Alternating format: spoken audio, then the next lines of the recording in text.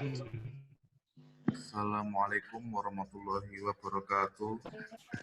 Waalaikumsalam warahmatullahi wabarakatuh. Bismillahirrahmanirrahim. Wabinastain wa'ala wabatin wa'ala alihi wasallam. Bagaimana kabarnya semuanya? Baik. Baik. Alhamdulillah masih diberi kesempatan untuk bertemu pada kesempatan pada pagi menjelang siang hari ini. Untuk mata pelajaran akidah akhlak, minggu kemarin Mas membahas tentang pertemuan kemarin ilmu kalam. Ilmu kalam. Akidah. Apa itu akidah? Ada yang masih ingat apa itu akidah? Saya masih ingat.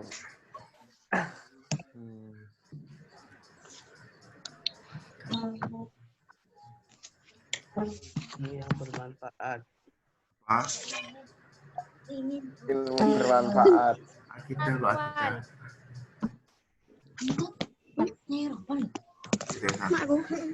Gule. Air bening tapi isap loh.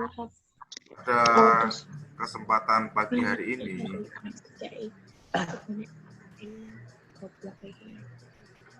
untuk kelas 10 yakni tentang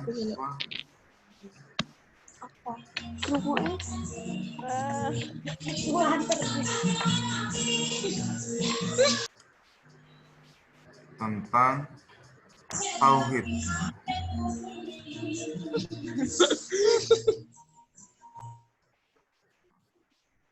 Pada kesempatan pada hari ini yakni tentang tauhid.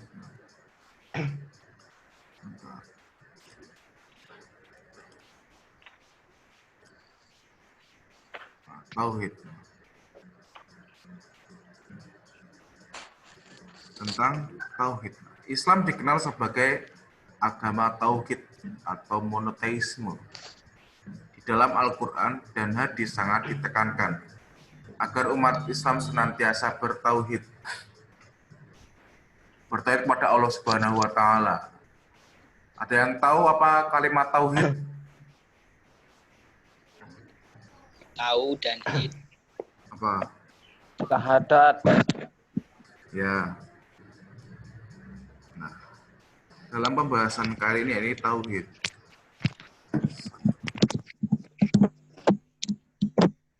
Tauhid adalah salah satu prinsip dasar dalam agama Islam. Ajaran tauhid dibawa oleh setiap nabi hingga kepada Nabi Muhammad SAW. Namun dalam realitasnya masih banyak kaum muslimin yang tidak bisa mempertahankan ajaran tauhid. Nah, pengertian tauhid. Kelihatan kan? Kelihatan.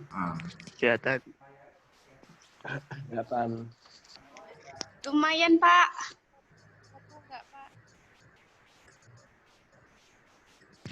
Kelihatan, Pak. Ya. Secara etimologi atau secara bahasa, kata tauhid berasal dari bahasa Arab. Tauhid bentuk dari kata wahada yang keyakinan atas keesaan Allah Subhanahu wa Ta'ala. Nah, sedangkan pengertian secara istilah, tauhid ialah meyakini bahwa Allah Subhanahu wa Ta'ala itu esa dan tidak ada sekutu baginya. Kesaksian ini dirumuskan dalam kalimat syahadat, la ilaha illallah. Tauhid artinya mengesahkan Allah. Esa berarti satu dan tidak boleh dihitung dengan satu, dua, atau seterusnya. Karena kepada Allah kita tidak layak dikaitkan dengan bilangan. Beberapa ayat Al-Quran telah dengan jelas mengatakan keesaan Allah, di antaranya dalam surat Al-Ikhlas ayat 1-4. Coba dibacakan surat Al-Ikhlas ayat 1 sampai 4. Siapa yang bisa membacakan? Surat Al-Ikhlas ayat 1 sampai 4. Kul wallah. Nah, yuk bismillahirrahmanirrahim yuk. Yuk bisa yuk. Bismillahirrahmanirrahim. Bismillahirrahmanirrahim. Allahumma samad. Oh, samad lam yalid walam Alid yulad walam walam yulad walam yakul lahu yakul lahu kufuwan ahad. kufuwan ahad. Artinya. Bahwa saya tidak tahu. Benar, Pak. Tidak tahu. Artinya, Tidak tahu. Qul huwallahu ahad, bahwa dialah Allah yang Maha Esa. Allahu somad. Allah adalah Tuhan yang Allah adalah Tuhan yang bergantung kepadanya segala sesuatu. Lam yalid walam yulad, dan dia tidak beranak dan tidak diperanakkan. Walam Dan yakul tidak lahu diperanakan. kufuwan ahad, dan tidak ada seorang pun yang setara dengan dia. Dari surat Al-Ikhlas tersebut bahwa dapat didapat penjelasan bahwa Allah itu Maha Esa. Sedangkan menurut setunggal. Menurut salah satu ulama di Indonesia, ini Quraisy Shihab, menurutnya keesaan Allah mencakup keesaan zat, keesaan sifat, keesaan perbuatan, dan keesaan dalam beribadah kepadanya. Keesaan zat artinya mengandung pengertian bahwa seseorang harus percaya bahwa Allah Subhanahu wa Ta'ala tidak terdiri dari unsur-unsur atau bagian-bagian, karena bila zat yang maha kuasa ini terdiri dari dua unsur atau lebih, betapapun kecilnya unsur atau bagian itu, maka ini berarti membutuhkan unsur atau bagian itu. Dengan kata lain, unsur atau bagian ini merupakan syarat dan wujudnya. Jadi Allah itu tidak beranak dan tidak diperanakkan. Allah itu Maha Esa, tidak setara dengan makhluk lainnya.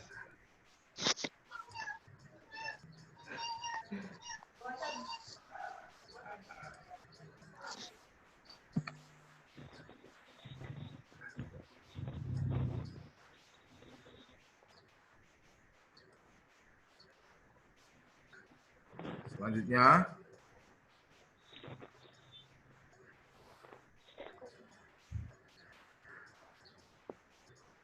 adapun keesaan sifat dalam sifatnya mengandung pengertian Allah memiliki sifat yang tidak sama dengan makhluknya. Sebagai contoh, kata rohim merupakan sifat bagi Allah, tetapi digunakan untuk menunjukkan rahmat atau kasih sayang makhluk. Namun, kapasitas rahmat Allah dan kasih sayangnya berbeda dengan rahmat makhluknya. Sedangkan keesaan dalam beribadah, pewujudan dari keesaan di atas. Nah, dalam surat Al-An'am, Qul bismillahirrahmanirrahim, Qul inna sholati wa nusuki wa mahyaya wa mamati lillahi rabbil alamin. Sesungguhnya sholatku, ibadahku, hidupku dan matiku semuanya karena Allah, pemelihara seluruh alam. Di sini dapat disimpulkan bahwa segala bentuk peribadatan harus ditujukan hanya kepada Allah semata. Hanya Allah yang wajib disembah. Tidak boleh peribadatan itu ditujukan pada selain Allah. Jadi, dalam beragama hanya sholat itu ditujukan hanya semata-mata mengharapkan keridhaan Allah Subhanahu wa Ta'ala. Tidak ada embel-embel lainnya. Nah, untuk mempelajari tentang tauhid itu ada namanya ilmu tauhid. Ilmu tauhid adalah ilmu yang membahas tentang Allah Subhanahu wa taala, sifat-sifat wajib padanya, sifat-sifat yang boleh disifatkan kepadanya, dan sifat-sifat yang sama sekali harus ditiadakan darinya, serta tentang Rasulullah SAW. Selanjutnya, dalam ilmu tauhid ada beberapa nama-nama.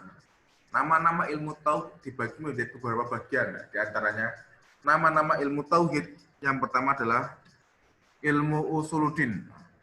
Sini, kata usuluddin terdiri dari dua kata, yakni usul yang berarti pokok atau pangkal, dan din yang berarti agama. Jadi, ilmu usuluddin adalah ilmu tentang pokok-pokok agama. Nah, ilmu tauhid sering disebutkan dengan ilmu usuluddin karena pembahasannya adalah pokok-pokok atau dasar-dasar agama. Karena ilmu itu mengurai pokok-pokok dasar-dasar agamanya. Selanjutnya, nama lain dari ilmu tauhid yakni ilmu kalam. Ilmu kalam, kata kalam berarti kalam dalam bahasa berarti perkataan. Nah, kata kalam kemudian dipakai untuk menunjuk salah satu sifat Allah. Jadi ilmu kalam adalah ilmu tentang kalam Allah atau sesuatu yang tentang perkataan. Dalam pembahasannya dasarnya adalah Al-Quran atau Al-Hadis. Nah, dasar-dasar ilmu kalam. Selanjutnya, ini ilmu aqaid. Ilmu tauhid juga sering disebut juga ilmu aqaid atau keyakinan. Karena ilmu tersebut membahas masalah yang berhubungan dengan keyakinan. Nah, ini ilmu tauhid adalah membahas keyakinan kita dalam beragama Islam. Bahwa kita benar-benar yakin terhadap adanya Allah, Rasulullah, terhadap terciptanya bumi, dan kebesaran Allah Subhanahu wa taala. Salah satu contoh bahwa kebesaran Allah Subhanahu wa taala yakni terjadinya siang dan malam, terjadinya hujan atau panas, itu salah satu contoh kebesaran Allah Subhanahu wa taala. Selanjutnya adalah ilmu ilahiyah. Ilmu tauhid juga dikenal dengan sebutan ilmu ilahiyah karena menjadi objek utama ilmu ini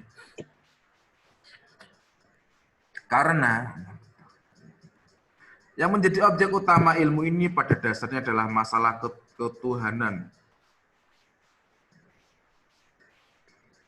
Ilmu tauhid juga kadang disebut dengan teologi. Teologi adalah ilmu tentang Tuhan atau ilmu ketuhanan. Nah, dapat disimpulkan bahwa ilahiyah atau teologi ini, ilmu teologi Islam, ilmu kalam, dan ilmu tauhid memiliki kesamaan pengertian, yaitu satu, kepercayaan tentang Tuhan dengan segala seginya, yang berarti termasuk dalamnya soal wujudnya, keesaannya, sifat-sifatnya, dan lain sebagainya. Yang kedua, pertaliannya dengan alam semesta, yang berarti termasuk di dalamnya persoalan terjadinya alam, keadilan dan kebijaksanaan Tuhan, serta qada dan qadar. Pengutusan rasul-rasul yang termasuk dalam persoalan pertalian manusia dengan Tuhan yang meliputi soal penerimaan wahyu, berita-berita gaib, dan alam akhirat. Jadi, pada dasarnya ilmu tauhid adalah segala sesuatu yang membahas tentang keesaan Tuhan, membahas tentang rukun iman, membahas tentang Rasulullah, sifat-sifat Rasul.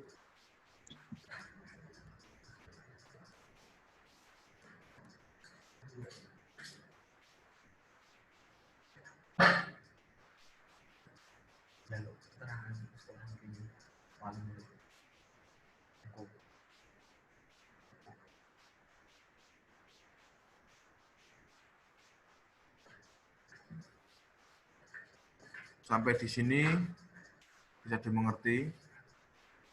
Pak, tadi ilmu usuluddin itu apa, Pak? Nah, ilmu usuluddin adalah ilmu yang membahas tentang pokok-pokok ajaran Islam. Jadi ilmu usuluddin ini termasuk dalam kan ilmu tauhid itu terbagi dari beberapa bagian. Nah, salah satunya adalah ilmu usuluddin ini adalah termasuk salah satu ilmu tauhid yang dibahas dalam tauhid. Ada lagi? Pak, kalau ilmu kalam tadi apa? Maksudnya kayak gini, Pak. Tadi ilmu aqaid itu membahas tentang keyakinan. Terus kalau ilmu usuluddin itu Tentang pokok-pokok tadi dasar pokok-pokok dasar agama dalam beragama Islam itu ilmu usuluddin. Kalau ilmu kalam, nah ilmu kalam adalah ilmu yang membahas tentang perkataan-perkataan atau perkataan Allah Subhanahu wa taala yang di sini di dalam bentuk Al-Qur'an itu, Al-Qur'an, hadis itu dibahas dalam ilmu kalam. Ada lagi?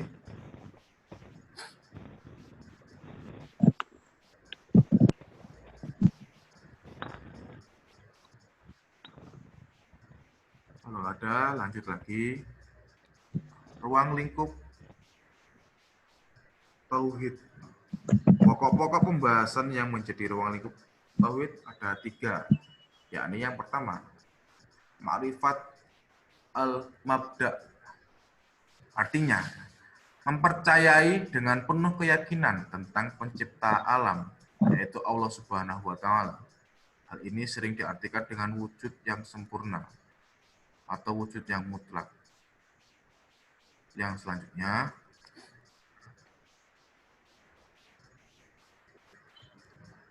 ma'rifat al-wasiqoh, yaitu mempercayai dengan penuh keyakinan tentang para utusan Allah Subhanahu wa taala yang menjadi utusan dan perantara Allah Subhanahu wa taala dengan umat manusia untuk menyampaikan ajaran-ajarannya tentang kitab-kitab Allah yang dibawa oleh para utusannya dan tentang para malaikatnya. Yang ruang lingkup yang ketiga yakni ma'rifat al-ma'ad, yaitu mempercayai dengan penuh keyakinan akan adanya kehidupan abadi setelah mati, yakni di alam akhirat dengan segala hal yang ada di dalamnya.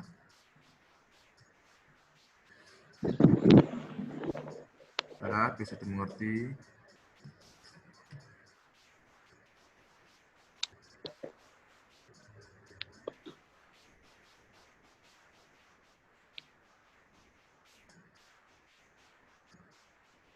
Jika tidak ada yang ditanyakan atau enggak?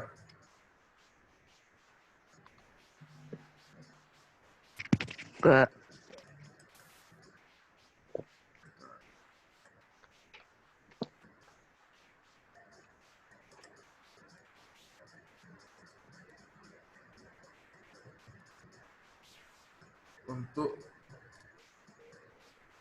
Untuk yang selanjutnya ini macam-macam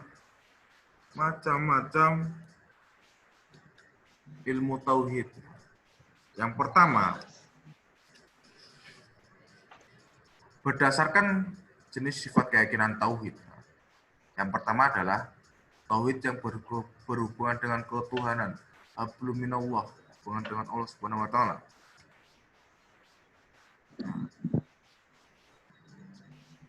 Yaitu mempercayai bahwa hanya kepada Allah lah kita harus bertuhan, beribadah dan meminta pertolongan, tunduk patuh dan merendahkan serta tidak kepada yang lain.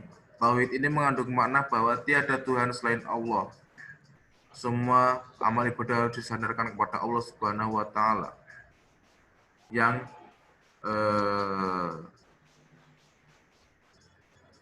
tersebut dalam firman Allah dalam surat Al-Mu'min ayat 65. Yang artinya, dialah yang hidup kekal, tiada Tuhan yang berhak disembah melainkan Dia.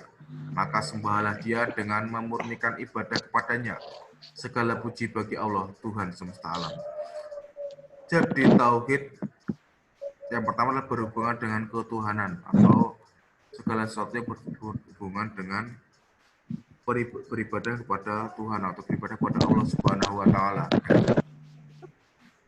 Tauhid yang kedua,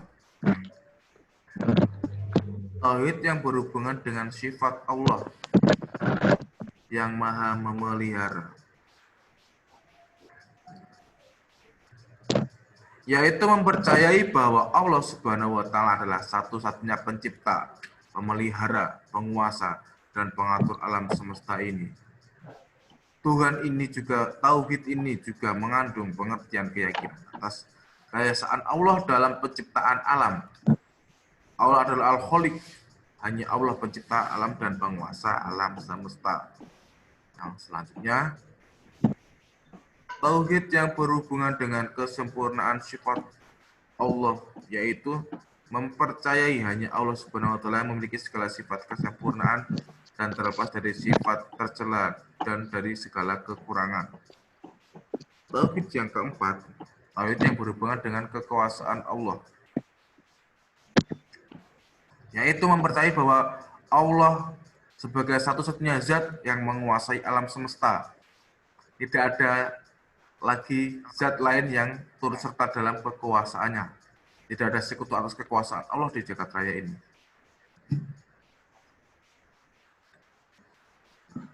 Sampai di sini ditanyakan.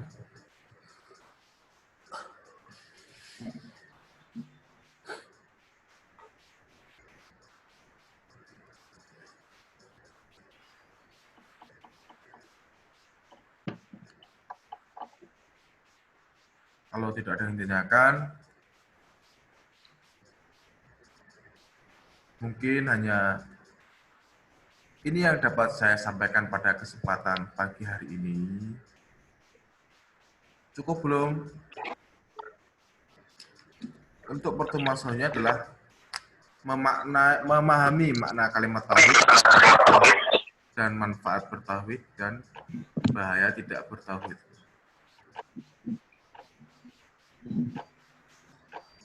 Jika tidak ada yang ditanyakan, mungkin hanya ini yang dapat saya sampaikan. Jika ada kurang dan lebihnya, saya mohon maaf. Ya, Pak. Saya akhiri. Ihdinas siratal mustaqim. Wassalamualaikum warahmatullahi wabarakatuh. Waalaikumsalam warahmatullahi wabarakatuh. Waalaikumsalam warahmatullahi wabarakatuh.